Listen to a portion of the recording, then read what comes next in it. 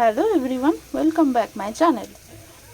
আজকে আমি একটা নতুন রেসিপি নিয়ে এসেছি। সেটা হচ্ছে চানা মটর। চানা চানা মটর বা কেউ কেউ বলে থাকে কাবলি ছোলা। কাবলি ছোলাতে আমরা কী কী রেসিপি দিচ্ছি দেখো। আমরা এখানে 1/1 আমরা এখানে আমরা কাঁচা মশলা বেটে নিয়েছি। এটা টমেটো, এটা টমেটো পেস্ট, এটা হচ্ছে পাউডার মশলা। আর এখানে দিয়েছি আমরা লঙ্কা আর রসুন বাটা। আর এখানে রয়েছে আমাদের পেঁয়াজ বাটা। এখানে আমরা চানা মটরটা নিয়ে আমরা জল ছেঁকতে দিয়েছি।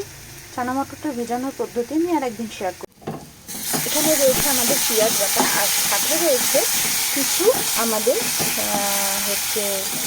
ফোড়ন, যেমন তেজপাতা দিয়েছি, শুকনো লঙ্কা দিয়েছি, গোটা গরম মশলা দিয়েছি। এই হচ্ছে আমাদের ফোড়ন। দেখো আমরা এর মধ্যে বাটাটা দিয়ে দিয়েছি। এর মধ্যে দিয়েছি আদা রসুন বাটা, লঙ্কা বাটা, আর আমরা দিয়েছি এতে পেঁয়াজ বাটাটা দিয়ে এটা আমরা কিছুক্ষণ ব্রাউন, যতক্ষণ পেঁয়াজটা না হয়েছে আমরা লঙ্কা বাটা আর রসুন বাটাটা আমরা ততক্ষণ দেবো না।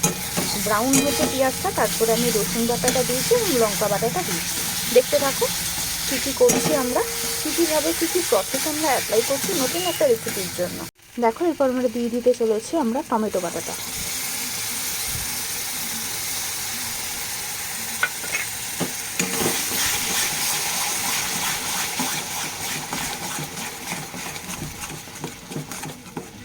এমন করে টমেটোটা দিতে হবে যেন একটু মিশে যায়, তিনটে মিশ্রণ যাতে একদম মিশে যায়। এরপর আমরা গুঁড়ো মশলাটা দিয়ে দেবো।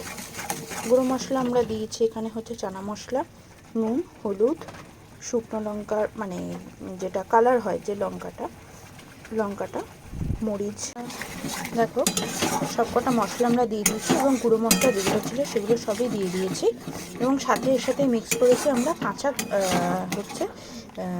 যে প্যাকেটে যে এভারেস্টের যে মশলা পাওয়া যায় চানা মশলা, সেই চানা মশলাটা আমরা এতে অ্যাড করে দিয়েছি।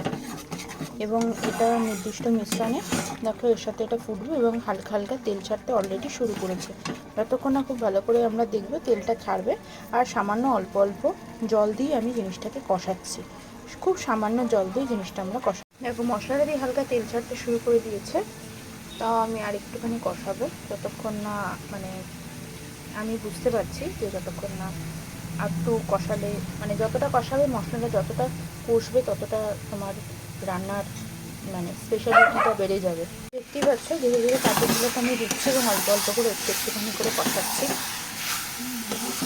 এটা সম্পূর্ণভাবে পুরো মশলাটা মিক্সড হয়। মশলাটা দেখেছো খুবই সুন্দর কষা হয়েছে। দেখতেই পাচ্ছ সব আমরা মশলাটার সাথে চানাটা আমরা দিয়ে নিয়েছি। এটা শুধু আমরা কষাবো। এটার আমি তোমাদের যদি এটা করে ভালো লেগে থাকে প্রপার, আমি এরপরও আর একটা সুন্দর করে অন্যরকমভাবে আমি রেসিপি দেব তোমাদের। এর মধ্যে দিয়ে দিয়েছি বাটার আর শাহি গরম মশলা। দেখতে পাচ্ছ বাটারটা গলে গেছে পুরো, আর এটা অলরেডি ডান। আমি মশলাটা দিয়ে জাস্ট একবার দুবার সোয়াপ করে নামিয়ে নেব।